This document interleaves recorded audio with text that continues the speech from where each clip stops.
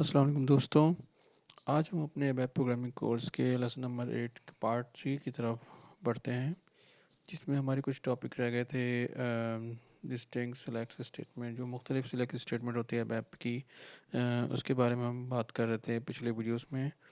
और इस वीडियो में हम जो है वो सिलेक्ट स्टेटमेंट जो कि हम जॉइंस के बारे में बात कर रहे थे लास्ट वीडियो में, उसी की बारे में मज़ीद बात करेंगे, जिसमें हमारे पास टॉपिक्स हैं आज के।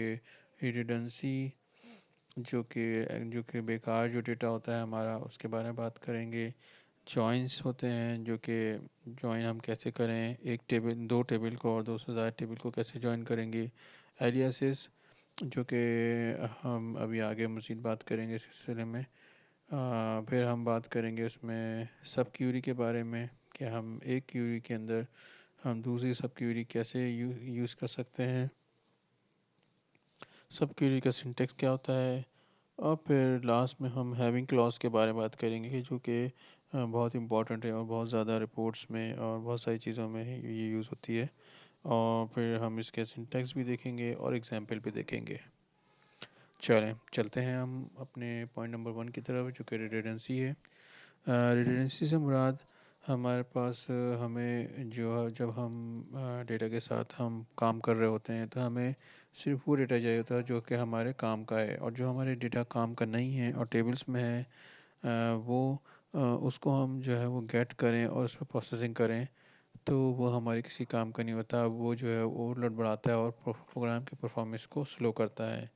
तो हमें हमेशा यही चाहिए कि हम सिर्फ जो रिलेटिव डेटा है उसी को हम जो है वो यूज़ करें, और इस तरीके से जॉइंस हम अपने यूज़ करें कि हमारे पास सिर्फ अपना रिलेटिव डेटा और काम का डेटा ही, जो कि हम हमारी सिलेक्ट स्टेटमेंट रिजल्ट्स में आए। जैसे कि इस एग्जांपल में देख रहे हैं आप। इस एग्जांपल में हम जो है वो दो टेबल को हम ज्वाइन कर रहे हैं। एक LFA1 है जो कि वेंडर का, और BSIK है जो कि FI का टेबल है। इसमें आप देखेंगे कि FI के टेबल में बहुत सारे ट्रांजेक्शन, क्योंकि BSI के एक ट्रांजेक्शन टेबल है, तो इसमें बहुत सारे उस वेंडर की जो है बहुत सारी एंट्रीज आ रही हैं। और जबकि वेंडर के टेबल में जो है वो वेंडर एक ही दफ़ा एग्जिस्ट करता है। अब अगर हम इसको जो है वो हम जो है वो इनर जॉइन बनाएं और लेफ़्ट आउटर जॉइन अगर इस पे बना दें, तो हमारे पास जो है वो बहुत सारा रिडंडेंट डेटा आ जाएगा और वन टू मैनी का रिलेशनशिप क्रिएट हो जाएगा। और जो डेटा आएगा वो हमारे किसी काम का नहीं होगा, और जो है हमारी रिपोर्ट और हमारा प्रोग्राम जो है वो स्लो हो जाएगा इसके रिज़ल्ट में। अब चूँकि जो डेटा, जैसे कि आप जानते हैं कि ECC में जो है वो जो डेटा है वो जो डेटाबेस लेयर से पास होता है एप्लीकेशन लेयर की तरफ, तो इस सूरत में जो है वो इसका ट्रैफिक और इसका जो है वो जो लोड है वो बहुत ज़्यादा बढ़ जाएगा, और हमारे पास जो एंड रिज़ल्ट होगा वो भी कोई फ़ायदा मंद नहीं होगा। नेक्स्ट पॉइंट है हमारा जॉइंट्स। जॉइंट्स जो एक्सेसिंग, अगर हम ऐसी जॉइन बनाएं जिसमें हमें जो है वो एक से ज़्यादा टेबल, दो या दो से ज़्यादा टेबल्स को एक्सेस करना हो, तो हम उसका सिंटेक्स क्या होगा और उसको कैसे यूज़ करेंगे। अगर हमें जो है वो दो या दो से ज़्यादा टेबल्स ज्वाइन करने हैं, तो हमें सबसे पहला पॉइंट ये है कि हमें पैरेंथेसिस का ख्याल रखना पड़ेगा। जैसे कि आप देख रहे हैं इस एग्जाम्पल में, सबसे पहले जो हम फ्रॉम के बाद जो टेबल इनर जॉइन यूज़ हो रहा है, तो फ्रॉम के बाद हमने पैरेंथेसिस में ले लिया, और जो भी टेबल हम यूज़ कर रहे हैं उसकी, जैसे कि हम पिछले वीडियो में किया था इनर जॉइन को, वैसे ही हम अपने फर्स्ट टेबल को यूज़ करेंगे और फिर उसकी की फील्ड को मैच करते हुए उसको उसका जॉइन बनाएंगे। सेकेंडली हम जो हमारा टेबल, जो दूसरा टेबल, जो टेबल नंबर 3 है इस क्यूरी में, उसको ज्वाइन करेंगे, और उसमें भी हम टेबल 1 की फील्ड और फिर टेबल 3 की फील्ड को हम मैच कर देंगे, और फिर एंड में हम जो है वो वेयर और दूसरी चीज़ हम इस्तेमाल करेंगे।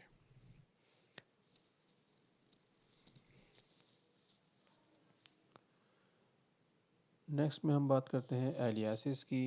एलियासिस जो होते हैं वो सिंपली जो है वो प्रोग्रामर को अलाउ करते हैं, जो कि प्रीफिक्स जितनी भी फील्ड्स होती हैं उसका प्रीफिक्स करने को, या उसकी फील्ड्स के नाम जैसे बहुत बड़े हैं तो उस फील्ड्स को शॉर्ट करने के लिए हम एलियासिस यूज़ करते हैं। और जो है जितनी भी लॉन्ग लिस्ट ऑफ फील्ड्स होती हैं उनको जो है वो ये इस तरीके से हम अपनी क्यूरी में जो है वो शॉर्ट करके बआसानी यूज़ कर सकते हैं।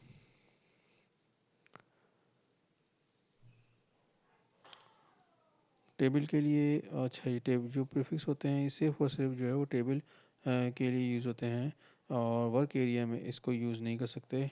वर्क एरिया के लिए हम एक दूसरी चीज़ यूज़ करते हैं जो कि हम आगे देखेंगे, जिसको फील्ड सिंबल भी कहते हैं। और हम फील्ड सिंबल को सेम इसी कॉन्सेप्ट पे जो है वो यूज़ करते हैं। जबकि डेटाबेस टेबल्स की फील्ड्स के लिए उसके लिए हम एलियासेस यूज़ करते हैं। और सबसे अच्छी और सबसे बेहतरीन बात एलियास की ये है कि ये इसकी ये परफॉर्मेंस की जो क्यूरी की परफॉर्मेंस है उस पर कोई असर नहीं डालती और इस पे इसको यूज़ करने से कोई नेगेटिव इम्पैक्ट नहीं पड़ता। नेक्स्ट पॉइंट है हमारा सब क्यूरी के बारे में। सब क्यूरी जैसे कि नाम से ज़ाहिर है, क्यूरी के अंदर जो है हमें अगर क्यूरी यूज़ करनी है तो उसको सब क्यूरी कहते हैं। अच्छा, सब क्यूरी जो है वो आगे आप एग्जाम्पल में भी देखेंगे। सब क्यूरी जो है वो हम अगर किसी हमारे पास वेयर क्लॉज में अगर हमने लगाना हो तो हम उसमें भी हम मज़ीद क्यूरी लगा के अपने वेयर क्लॉज के ज़रिए कंडीशंस को कैटर कर सकते हैं। अभी तो हम जो है वो सिंपल एग्जांपल देखेंगे जो कि स्क्वायर और स्प्लाइट टेबल के दरमियान है। इसमें हम मालूम कर रहे हैं कि कौन सी एयरलाइन है जो कि हमें एस फ्लाइट टेबल में नहीं है। जैसे कि आप देख रहे होंगे कि ए डी एल और यू एल एच और एस क्यू जो एयरलाइन है वो तो है, उसका डेटा तो है, लेकिन डी एल और यू में यू जो है वो नहीं है। तो इसको हम डिटरमाइन करने के लिए हम जो है वो अपनी सब क्यूरी लिखेंगे और उस सब क्यूरी में हम वेयर की क्लॉज में हम वो सारी उसको एक और स्लैग यूज़ कर लेंगे पैरेंथेसिस के साथ और उसमें हम वो सारी कैरी डायरी या कैरी अपनी फ़्लाइट को उठा लेंगे जो कि मौजूद हैं, जो कि हमारे पास एस फ्लाइट में मौजूद हैं। वो हम सिर्फ फ़्लाइट उठा लेंगे और हम जो है वो अपनी क्वेरी को कंप्लीट करेंगे। तो आप देख रहे होंगे कि वेयर की क्लॉज में हमने अपनी एक और क्वेरी लगा के अपनी रिकॉर्ड उठाए हैं और उससे उसको मैच करवाएं।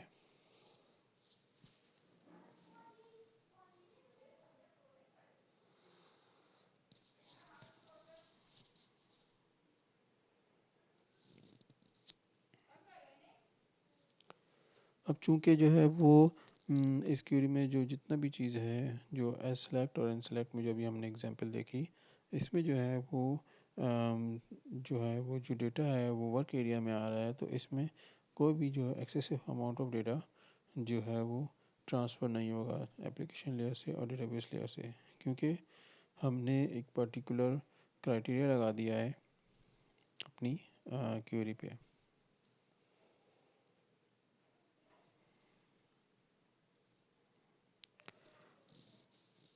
जब भी हम सब क्वेरी कर रहे होंगे यूज़, तो हमें ये बात हमेशा याद रखनी चाहिए कि इसकी परफॉर्मेंस भी बेहतर होती है, क्योंकि इसकी जितनी भी जो भी क्वेरी है वो सबको सब वन टाइम जो है वो उठ के डेटाबेस लेयर से एप्लीकेशन लेयर पे चली जाती है और फिर मज़ीद जितनी भी परफॉर्मेंस है, जितनी भी उसके पास उसके ऊपर कैलकुलेशन है, मुख्तलिफ प्रोसेसिंग है, वो एप्लीकेशन लेयर पे ही होती है।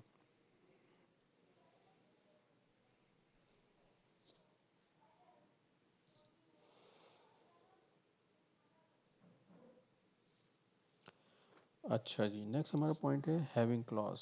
हैविंग क्लॉज क्या होता है, क्यों यूज़ करते हैं और इसका फ़ायदा क्या है, ये सब चीज़ें हम देखते हैं। सबसे पहले अगर आप इस एग्जाम्पल को देखें तो हमारे पास जो टेबल है इसमें हमारे पास जो है वो कनेक्शन आईडी है, कैरियर आईडी और फिर उस लगेज का वेट है। तो अगर हम जो है वो हमसे कोई बोले कि जो है वो जितनी भी वो तमाम कैरियर आईडी या कनेक्शन आईडी वो लेकर आए जिसका जो है वो जिसका सम जो है जितने भी उसके लगेज हैं उसका जो है सम ऑफ वेट, जो वेट हो, लगेज वेट हो, वो लेस देन हो 20,000 से, सिर्फ वो लेकर आए। मतलब कि लेट से अगर हमने जो है वो 400 का जो है वो हमने 400 हमारी कनेक्शन आईडी है और हमारे पास जो है उसका वेट 20 है, ठीक है। और हमारे पास एक और 400 आईडी के साथ है, 15 है, 400 आईडी है, 10 है, और 400 आईडी का मतलब 30, 20, 15 और 10 इस एग्जांपल में 400 कनेक्शन आईडी की। तो अगर हम इन सबको सम करें तो हमारे पास बन जाएगा 50 प्लस 15 65, 65 और 10 80, ठीक है। तो हमें सिर्फ और सिर्फ वो हमने जो है वो हमारे पास कनेक्शन आईडी हम अगर एक जो है वो क्वेरी में चाहिए जिसका सम हो जो है वो 80,000 से 80,000 20,000 से लेस हो, सिर्फ वो चाहिए, तो हम उसको इस क्वेरी को देखेंगे।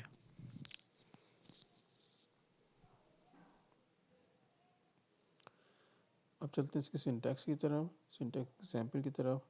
इस सबसे पहले हमने सेलेक्ट किया कैरियर आईडी, कनेक्शन आईडी, और फिर काउंट किया, count static some of luggage. मगर सम ऑफ लगेज मतलब कहने का कि जो भी वेट है हमें वो कितनी फ्लाइट्स हैं, जितनी वो हैं जिसमें जिस कितने पैसेंजर हैं जिनका जो है वेट लेस देन, जिसका वेट जो है लगेज वेट है वो ग्रेटर देन 25 है। तो हमें अगर कोई सम जो भी हमारे पास आ रहा होगा, जो भी हमें जिस बेस पे हम ग्रुप कर रहे होंगे उसके ऊपर क्वांटिटी, उसके ऊपर जो भी वैल्यू आ रही होगी उस पर क्राइटेरिया हमने अप्लाई करना होगा। तो हम हैविंग यूज़ करेंगे, हैविंग अपनी क्लॉज यूज़ करेंगे और उसको हम ग्रुप बाय जो भी ग्रुप होगा उसके ज़रिए हम यूज़ कर सकते हैं। सिंटेक्स की अगर बात करें तो सबसे पहले सिलेक्ट में हम यूज़ करेंगे। सिलेक्ट में हम अपना एग्रीगेट फंक्शन और सम फंक्शन इधर यूज़ कर रहे हैं। थर्डली आप जो है वो वेयर की क्लॉज होगी। फोर्थ में यहाँ जो है ग्रुप बाय होगा कि एक क्यूरी जो है ग्रुप बाय किस बेस पे जो है वो ग्रुप करेगी। थर्ड हमारा जो है हैविंग क्लॉज यूज़ करेंगे और फिर हम लास्ट में जो है वो उसको प्रिंट करवा रहे हैं। और ये सब सिलेक्ट एंड सेलेक्ट के जरिए यूज़ हो रहा है। दोबारा चलते हैं, अगर हम इसी क्वेरी को अगर हम मज़ीद एक्सप्लोर करें तो अब हमने जब काउंट किया तो LH 400 वाले हमारे पास 1 2 3 4 रिकॉर्ड है, जो कि 4 रिकॉर्ड है जिसके पास हमारे पास जिसका जो है वो सम ऑफ लगेज है वो ग्रेटर दैन 25,000 के। क्योंकि इन सब का जो सम आ रहा है वो 75,000 आ रहा है, तो 75,000 क्योंकि ग्रेटर दैन 25,000 से, इसलिए हमारी क्यूरीज को रिटर्न करेगी। नेक्स्ट में अगर हम LH को देखें, LH 454 को देखें तो 454 की हमारे पास दो रिकॉर्ड है, एक 20,000 और दूसरा 15,000, जो कि मिल के तकरीबन 35,000 होते हैं। अब ये मिल के 35,000 होते हैं जो कि ग्रेटर देन है 25,000 से, तो हमारी क्यूरी इसको भी टर्न करेगी। फोर्थ में LH 455 का कोई और रिकॉर्ड नहीं है, 20,000 है। इसका मतलब ये है कि इसका सम भी 20,000 ही आ रहा होगा और ये हमारी क्यूरी में रिजल्ट नहीं आएगा। फोर्थ में आप देखें 3577, इसका भी 20,000 है, उसका एक ही रिकॉर्ड है, तो इसलिए ये भी 25,000 से कम है, इसलिए ये भी नहीं आएगा। 2600 SQ26 इसका 20,000 है, 20,000 है, तो ये भी हमारी जो है वो क्योंकि अभी तो शॉर्ट कोई भी है, लेकिन जो है वो ये भी हमारे पास क्योंकि 40,000 है, ग्रेटर देन 25,000 है इसका सम, तो इसका भी जो है वो रिकॉर्ड क्यूरी के रिजल्ट में शो होगा। अच्छा जी, यहाँ तक हमारी जो है वो सिलेक्ट जो डिस्टिंक्ट जो मुख्तलिफ हम सिलेक्ट स्टेटमेंट्स के बारे में पूरी बात कर रहे थे, तो हमारे पास ये सारी बातें जो है वो कंप्लीट होती हैं।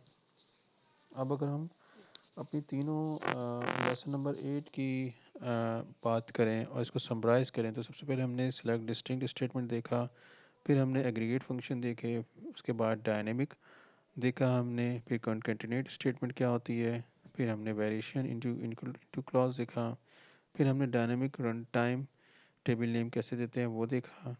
और फिर हमने जाना कि हम क्यों जो है वो जॉइंस को यूज़ करते हैं। फिर हमारा जॉइंस का टॉपिक शुरू हुआ। जॉइंस के टॉपिक में हमने सबसे पहले इनर जॉइन देखा, उस एग्जांपल देखी, इनर जॉइन की सिंटेक्स देखा, फिर हमने मालूम किया कि ड्राइविंग टेबल क्या होता है।